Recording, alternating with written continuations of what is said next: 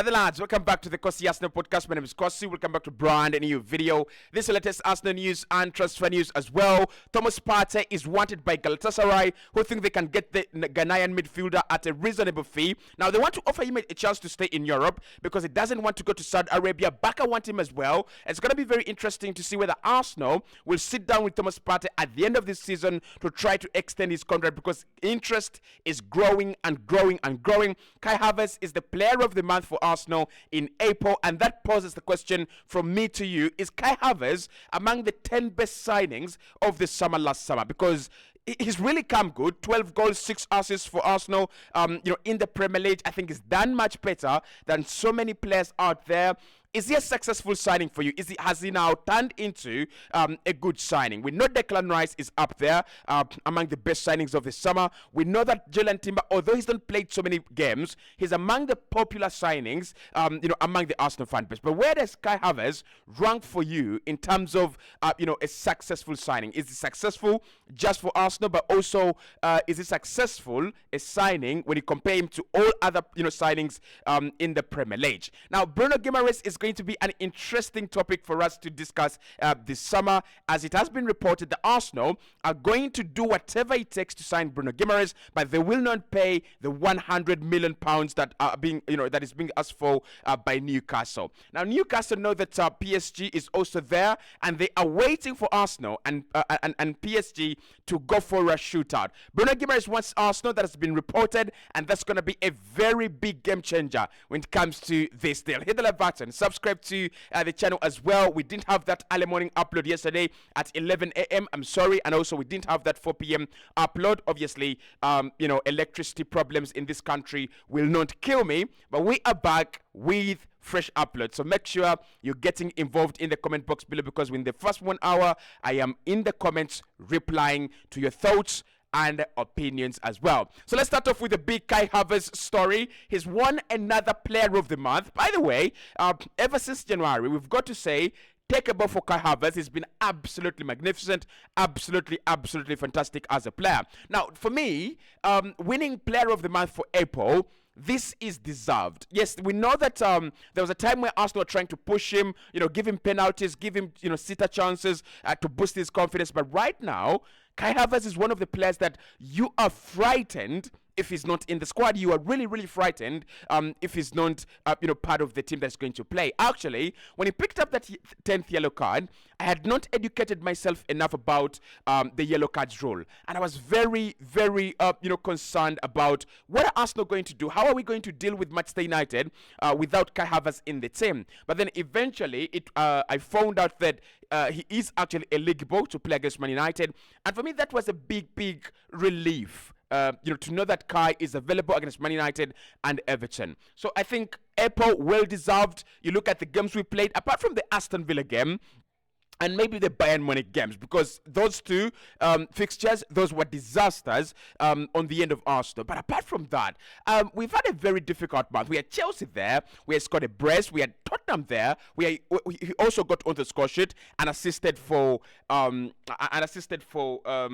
Bukayo Saka as well. The big fixtures we have had in April, he has been absolutely fantastic, really fantastic. And even in the Bournemouth game that we played this earlier on this month, in May, he has been another, quality player, really quality player. So for me, among the 10 signings, I would put him around number 9. 10 signings, the best signings of the summer. I'd put him around number 9 or number 8. Yes, I know there's so many other players that have done massively better than him at their clubs. You look at Justin Kluivert at Bournemouth. You look at the likes of James Maddison. But I think Kai Havertz has done a fantastic job to come from Chelsea, raise his confidence, and turn up to the occasion in the title race for Arsenal. If we win this title race by any kind of grace, I think he deserves to be among the 10 players that are considered for player of the year. And I'm very serious when I say that. Now, when we talk about seriousness, Arsenal are also very serious, talking about Bruno Guimaraes. Now, according to reliable sources from the Premier League, Bruno Guimaraes is expected to leave Newcastle this summer, with Arsenal very keen to sign him. The Brazilian has been wanted by Arsenal since he was at Lyon, joining Newcastle in 2022. Arsenal will not be pressured into paying the 100 million release clause. Any move for him would be less and structured to favor both Newcastle and Arsenal. Probably the deal will be closer to 70 or 80 million pounds should a deal be agreed. And key note to point out here is that PSG are also looking to sign Bruno Guimaraes. Real Madrid are not interested in him, and the player would love to move to the Emirates Stadium if a chance would arise. So that's where we are with Bruno Guimaraes. Lots of stories there, guys, to dive into when it comes to Bruno G. But I want us to first understand this. Newcastle have never wanted to sell Bruno Guimaraes, but they are pressured into selling. And they are saying that if a deal could be done between 80 million, around 80 million, they will listen to offers. And this is where Arsenal actually come in. Now, we've wanted Bruno Guimaraes since the days of, since his days in Brazil before joining Lyon. I was told that Arsenal could have done that deal, back then. But then they decided to let him go to Lyon and, kind of continue his development as they watch him. And the time when we had to sign him at Lyon in 2022 in January, Jean-Michel Aulas was looking to create a bidding war between Arsenal and Newcastle, and therefore Arsenal decided to pull out, right? I think Arsenal didn't think by that time he was worth 50, 60 million, because I think Newcastle signed him for around 35.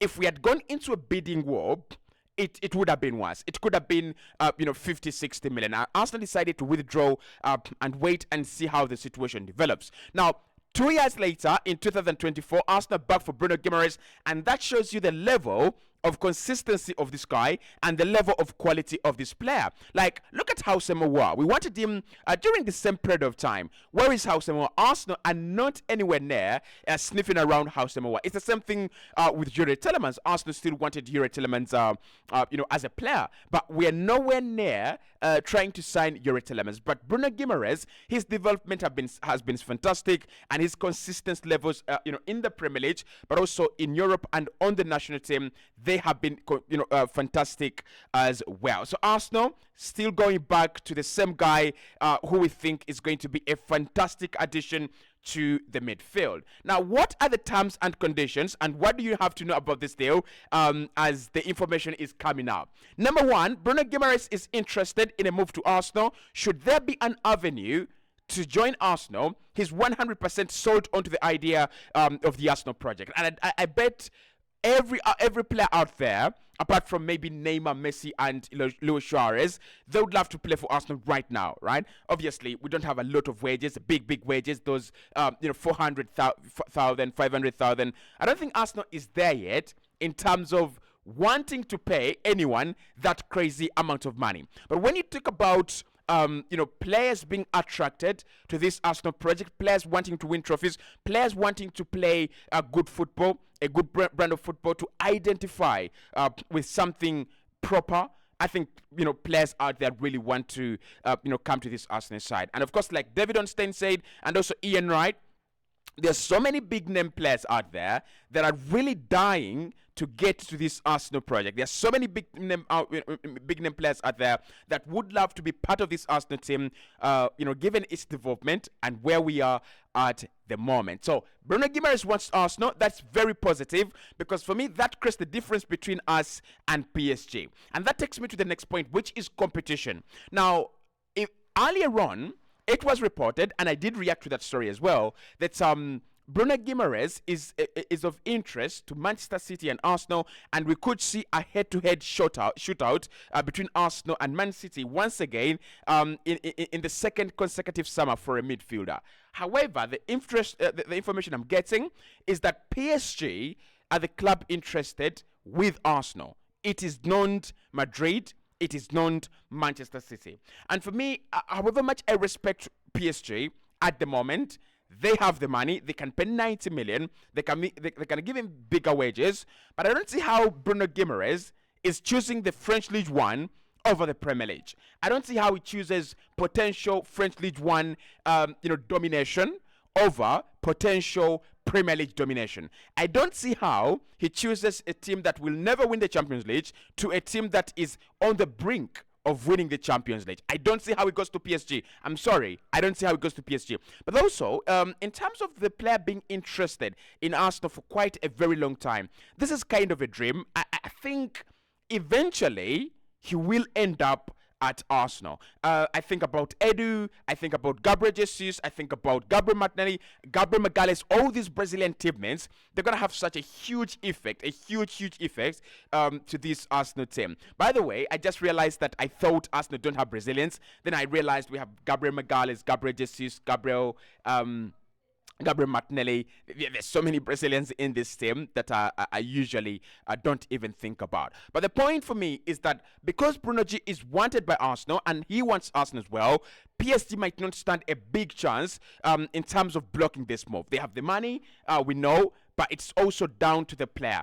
And because there is a release clause, they can pay that release clause, but they have to first agree personal terms with the player, which makes things very complicated with, for PSG with him as well. Now, Newcastle were expecting clubs to pay 100 million for Bruno Guimaraes, but Arsenal are not in position to do that given our FFP situation, especially before the end of June. Arsenal cannot spend 100 million on Bruno Guimaraes before the end of this financial year. I mean, honestly, that's the reason as why we signed David Raya on loan initially, and then we shall pay the 27 million a little bit later. However, Newcastle are saying it doesn't necessarily have to be 100 million. So they're saying they're willing to listen to offers between 70 to 80 million pounds as long as the structure is good, I'm assuming, and also as long as their money is going to come in clean and clear. I think Bruno Guimaraes is not a 100 million pound player, and Newcastle know this, right? Their CEO in January said that we have to lose some of our best talents, we have to lose some of our best players in order for us to go out there and get the players we need as well, to reinvest as well. Newcastle have a lot of money, but they cannot just spend it. They are known Man City, they are known PSG. By the time Manchester City were bought and by the time PSG were bought, by then the financial rules were a little bit weaker, and I think football was looking for external investment. Right now, it looks like football is working against external investments. They are not interested in you getting your money out of football and pumping it into the beautiful game. So Newcastle know that if they want to go out there and sign maybe Zubimendi and sign Youssef Fofana and sign these interesting talents, they're going to have to oblige and work within the rights and scope of PSR and FFP. But then also, that means that they've got to sell some of their best players, and Bruno Guimaraes is one of those. If they are getting 80 million, I don't see why Arsenal don't do this deal. Like, Partey could leave, even if he stays, go and get Bruno Guimaraes, because Thomas Partey is not going to be at Arsenal for the next 5 years. And Guimaraes is young, 24, 25. You can have this guy for the next 6, 7, 8 years in that midfield. And for me, all I want to see is Arsenal winning 3 Premier League titles, 2 Champions League titles in the next 6 years. That is all I'm asking for. And Bruno Guimaraes, Declan Rice, and Martin Odegaard, that is the midfield that gets you that level of success. So let me know in the comment box below what you think about this story on Bruno Guimaraes. Do you think Arsenal have an added advantage now that Newcastle are reducing their price tag, and also Man City and Real Madrid are not interested at this stage? It is PSG and Arsenal. Guimaraes wants to play for Arsenal, and that could be a game changer for us in this deal. Now, Galatasaray is the latest option among a long list of clubs that is interested in Thomas Partey. And I think what is causing this interest is the fact that Arsenal have refused to sit down with Thomas Partey to negotiate with him, talk with him about a new deal. They think that he either stays and runs down his deal, or he actually leaves in the summer. Now, Galatasaray think that they can get the player on a reasonable fee, given the fact that they want to give him that option of staying in Europe. Now, Partey is wanted in Saudi Arabia. Barcelona want him as well, but he doesn't want to go to Saudi Arabia, and it is highly unlikely that Barcelona will have the money Arsenal are asking for. We could be asking for around 25 to 30 million. I don't think Barca are in that position to spend 25 to 30 million on a 31-year-old Thomas Partey. So Galatasaray coming in there to say if the fee is reasonable, we want to take Thomas Partey and we want to give him a much better life, away from Arsenal. I have a feeling Partey will go to Saudi Arabia. Like, I really, it's just the feeling. I'm not really basing off any information right now. I have a feeling Partey will go to Saudi Arabia. And I have a feeling as well that Partey will go to Saudi Arabia beyond this summer. This summer, he stays at Arsenal. We mount another title challenge. We mount another Champions League run.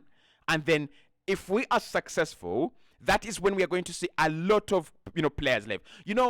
In that season where clubs win the title, it's when you see a lot of their big players leave, like a lot of their fringe players leaving. You look at Manchester City and the success they've had in the last maybe 4 years, and whenever they win a title at the end, there is a sell, right? And that is the reason for that is that because you've won the title, your squad is a little bit more valuable, and every single piece of that squad is valuable as well, right? So I think Partey for me stays. I think he stays. I see how he leaves, but I think he will stay, right? I really, really think he will stay. And of course, we'll talk about a new offer for Gabriel Jesus that is coming in from Saudi Arabia in the next video. So make sure you check that out. It's coming out at 4 p.m. today.